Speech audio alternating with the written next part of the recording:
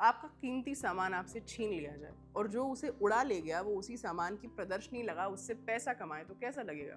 उस सामान को वापस लाने की कोशिशें नाकाम होती दिखे तो हताशा और बढ़ेगी। पर क्या हो अगर एक टेकी आपको उन चीज़ों को वापस लाने के मिशन पर लगा दे? वेट, ये कोई फिल्मी कहानी नहीं है, ये असल में हो रहा है। तंज कसा जा रहा है इंपीरियल यूरोपियन देशों पर जिन्होंने अपने अंडर रही कॉलोनीज पर न सिर्फ ब्रूटली शासन किया, उन्हें लगातार नीचा दिखाया, पर आयरॉनिकली इनफ उन्हीं निचले दर्जे की सैवेज कॉलोनीज से बेशकीमती आर्टिफैक्ट्स लेकर फुर हो गए।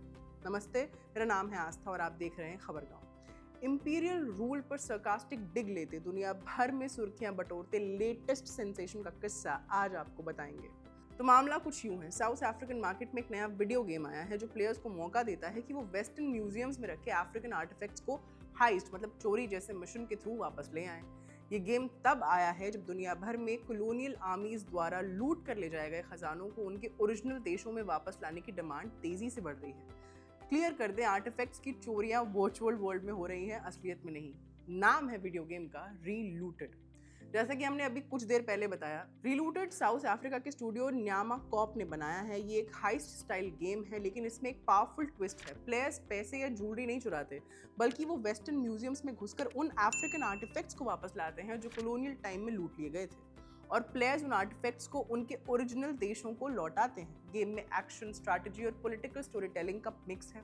साथ ही ये रियल दुनिया की एक सीरियस इशू को हाईलाइट करता है, कल्चरल चोरी और उन्हीं चीज़ों के रेस्टिट्यूशन मतलब चीज़ों को वापस लाने की डिमांड को। गेम में players south African sports scientist और पार्कोर एक्सपर्ट नोमाली का रोल प्ले करते हैं। वो म्यूजियम्स के अंदर जंप, डाइव और भाग कर 70 असली रियल हिस्टोरिकल ऑब्जेक्ट्स वापस लाने की कोशिश करते हैं। इन कल्चरली इंपॉर्टेंट हिस्टोरिकल ऑब्जेक्ट्स में से एक है असांते गोल्ड मास्क, जिसे ब्रिटिश आर्मी ने तब ले लिया था जब उन्होंने कुमासी, असांते एम्पायर की जो राजधानी होती थी, उसको बर्बाद कर दिया था। आज ये मास्क वॉलिस कलेक्शन में रखा हुआ है। एक और ऑब्जेक्ट है तंजानियन राजा मांगी मेली का स्कल। उन्हें 1900 में जर्मन कॉलोनियल हुकूमत ने फांसी दे दी थी और उसके बाद उनके स्कल को जर्मनी ले जाया गया था। 19th और 20th सेंचुरी में जब यूरोपियन देशों ने अफ्रीका को कॉलोनीज में बांट दिया था, तब वहां से लाखों ऐसे कल्चरल और स्पिरिचुअल चीजें लूट कर ले जाई गई थी जो लोगों के लिए बहुत मायने रखती थी। 18th सेंचुरी से लेकर अर्ली 20th सेंचुरी तक यूरोपियन एम्पायर्स ने जिन जिन देशों को कॉलोनाइज किया, वहां से कल्चरल खजानों को प्लान करके हटाया, और इन ऑब्जेक्ट्स को किसी आपसी समझौते या सौदे के चलते नहीं लिया गया था, बल्कि जंग के बाद अपनी हुकूमत की ताकत दिखाने के लिए लूटा गया था। इन्वेजन्स और मिलिट्री एक्सपेडिशंस के बाद ये आर्टिफैक्ट जबरदस्ती ले जाए गए, फिर उन्हें यूरोप भेजकर म्यूजियम्स में एम्पायर की ट्रॉफीज की तरह डिस्प्ले किया गया। ये सब एक बड़े कॉलोनियल पैटर्न का हिस्सा था, जहां पैसा और पावर उसको ज्यादा इंपॉर्टेंस दी गई थी और जिन लोगों पर शासन किया गया उन्हीं की विरासत और सांस्कृतिक पहचान को नजरअंदाज किया गया। इसका एक शॉकिंग एग्जाम्पल 1897 का ब्रिटिश हमला है जो किंगडम ऑफ बेनिन पर हुआ। इस रेड के दौरान हजारों स्कल्पचर्स और प्लाक्स लूट लिए गए थे, जिन्हें आज बेनिन ब्रॉन्जेस के नाम से जाना जाता है। इनमें से बहुत सी चीजें यूरोप और नॉर्थ अमेरिका के म्यूजियम्स में बांट दी गई और आज भी कई आर्टिफैक्ट्स नाइजीरिया के बाहर ही हैं। इसी तरह फ्रेंच फोर्सेस ने भी किंगडम ऑफ दाहोमी से रॉयल आर्टिफैक्ट जबरदस्ती ले लिए थे। इनमें से कुछ चीजें पेरिस के म्यूजे दूखे ब्रानली जैक शिराक पहुंच गई। अब तक सिर्फ कुछ ही आर्टिफैक्ट्स वापस किए गए हैं। कॉलोनियल लूट सिर्फ चीजों तक सीमित नहीं थी, बल्कि ह्यूमन रिमेन्स तक भी पहुंची थी। फ्रांस ने हाल ही में 1897 में ले जाए गए मालागासी फाइटर्स की खोपड़ियां, स्कल्स वापस किए। साथ ही इस बात को भी माना कि उस दौर में जीत और कब्जे का सिलसिला ऐसा था कि इंसानों के शरीर भी उससे बाहर नहीं थे। आज भी बड़े इंस्टीट्यूशंस जैसे ब्रिटिश म्यूजियम और लूव्र म्यूजियम में कॉलोनियल रूल के दौरान लाए गए हजारों आर्टिफैक्ट्स रखे हुए हैं। हालांकि कुछ देशों ने लूट कर लाई गई चीजों को वापस भेजना शुरू किया है, लेकिन ज्यादातर आर्टिफैक्ट्स अभी भी विदेश में ही पड़े हुए हैं। इस पूरी डिबेट का मुद्दा सिर्फ म्यूजियम्स की कलेक्शन तक सीमित नहीं है। असली बात है कल्चरल आइडेंटिटी को वापस लाना, हिस्टोरिकल जस्टिस इंश्योर करना और उन सोसाइटीज को उनकी इज्जत और गरिमा वापस देना जिनकी विरासत इंपीरियल रूल के दौरान उनसे छीन ली गई थी। इसी डिबेट को हवा मिली थी साल 2018 में, जब इमानुएल मैक्रोन के कहने पर एक रिपोर्ट तैयार की गई थी। उसके मुताबिक अफ्रीका की मटेरियल कल्चरल हेरिटेज का 90% से भी ज्यादा हिस्सा कॉन्टिनेंट के बाहर रखा हुआ है। एथनोलॉजिस्ट म्यूजियम बर्लिन और यूनिवर्सिटी ऑफ कैम्ब्रिज उन संस्थानों में शामिल है जिन्होंने बेनिन ब्रॉन्जेस नाइजीरिया को वापस किए हैं, लेकिन कुछ और इंस्टीट्यूशंस जैसे ब्रिटिश म्यूजियम ने अब तक ब्रॉन्जेस और दूसरे लूटे गए ऑब्जेक्ट्स वापस करने की डिमांड का विरोध किया है।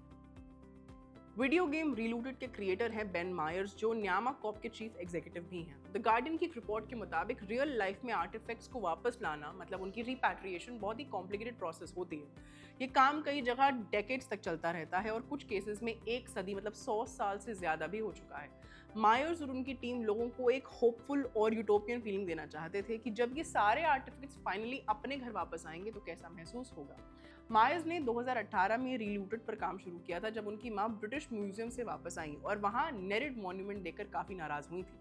नेरिड मॉन्यूमेंट असल में टर्की का एक प्राचीन लाइसियन मकबरा टूम है। म्यूजियम का कहना है कि इसे यूके ऑटोमन टर्किश अथॉरिटीज की पूरी परमिशन के साथ लाया गया था। मायर्स बताते हैं कि उनकी मां हैरान थी इस बात को लेकर कि एक पूरी बिल्डिंग को ले जाकर एक म्यूजियम में रख दिया गया। उन्होंने ही मजाक मजाक में मायर्स से कहा था कि तुम्हें इसे वापस उसकी असली जगह ले जाने पर एक गेम बनाना चाहिए। रीलूटेड 10 से ज्यादा अफ्रीकन देशों के डेवलपर्स की टीम ने मिलकर बनाया है। साथ ही नोमाली की हाइस्ट क्रू के जो कैरेक्टर्स हैं उनके लिए वॉइस एक्टर्स भी उन्हीं देशों से लिए गए हैं जहां से वो कैरेक्टर्स बिलोंग करते हैं ताकि ऑथेंटिसिटी बनी रहे। मोहाली माशिगो जो गेम की नैरेटिव डायरेक्टर है उन्होंने कहा, अगर हम इतनी मेहनत करके असली आर्टिफैक्ट्स पर रिसर्च कर रहे हैं, उनके सही प्रोनाउंसिएशन गाइड्स बना रहे हैं और कैमरून, DRC, मलावी और दूसरे देशों से कैरेक्टर्स क्रिएट कर रहे हैं तो मैं चाहती थी कि उनकी आवाज़ भी अलग अलग जगहों की लगे बिल्कुल रियल और ऑथेंटिक। माशिगो ने गेम में 21st सेंचुरी के एंड का एक अफ्रीकन फ्यूचरिस्ट विजन क्रिएट किया है जहां अफ्रीका के शहर और देश ऐसे दिखाए गए हैं जो लोगों के लिए काम करते हैं। ये स्टाइल एफ्रो फ्यूचरिज्म जैसे ज्यादा फैंटेसी वाले जॉनर से थोड़ा अलग और ज्यादा ग्राउंडेड है। इसके ऑपोजिट यूरोप और यूनाइटेड स्टेट्स को जानबूझकर जेनेरिक नाम दिए गए हैं। यूरोप को द ओल्ड वर्ल्ड और यूनाइटेड स्टेट्स को द शाइनी प्लेस कहा गया है। बेन मायर्स ने कहा, हम वेस्ट के उस तरीके की पैरोडी करना चाहते थे जिसमें वो अफ्रीका को रिप्रेजेंट करता है। तंज कसा है पर लीगैलिटीज का ध्यान भी रखा गया है। यही वजह है कि गेम में दिखाए गए ज्यादातर म्यूजियम्स फिक्शनल हैं। सिर्फ म्यूजियम ऑफ ब्लैक सिविलाइजेशंस असली है। इस म्यूजियम में प्लेयर्स लूटे गए ऑब्जेक्ट्स को एक सिंबॉलिकली खाली हॉल में वापस रखते हैं जहां से वो अपने फाइनल सफर पर अपने असली देश की तरफ भेजे जाते हैं। गेम के प्रोड्यूसर शी नकूबे के लिए ये बहुत ज़रूरी था कि कब्बे स्कल को भी गेम में शामिल किया जाए। ये 3 लाख साल पुराना फॉसिल है जो उनके देश जाम्बिया में मिला था। स्कल को ब्रोकन हिल मैन भी कहा जाता है और अब ये नेचुरल हिस्ट्री म्यूजियम में रखा हुआ है। नकूब कहती हैं कि न्यामाकॉप में काम शुरू करने से पहले भी मुझे लगता था कि किसी ना किसी को इसे वापस लाना चाहिए और अगर ये काम किसी मीडिया या गेम के थ्रू हो तो ये काफ़ी पावरफुल होगा। नकूबे ने बताया कि रीलूटेड बनाना उनके लिए एक आई ओपनिंग एक्सपीरियंस था। उन्होंने कहा, जब मैंने अफ्रीका से आर्टिफैक्ट्स की लूट का स्केल समझा तो मैं शॉक्ड रह गई थी। आज तक मैं उन नंबर्स को पूरी तरह एक्सेप्ट भी नहीं कर पाई हूँ। ये सब काफ़ी रिडिकुलस लगता है और शायद जो नंबर सामने हैं वो भी कम ही एस्टिमेट किए गए हैं। आज की वीडियो यहीं तक। कैमरा के पीछे हमारे साथी इरशाद, मेरा नाम है आस्था। देखते रहिए खबरगांव। बहुत बहुत शुक्रिया।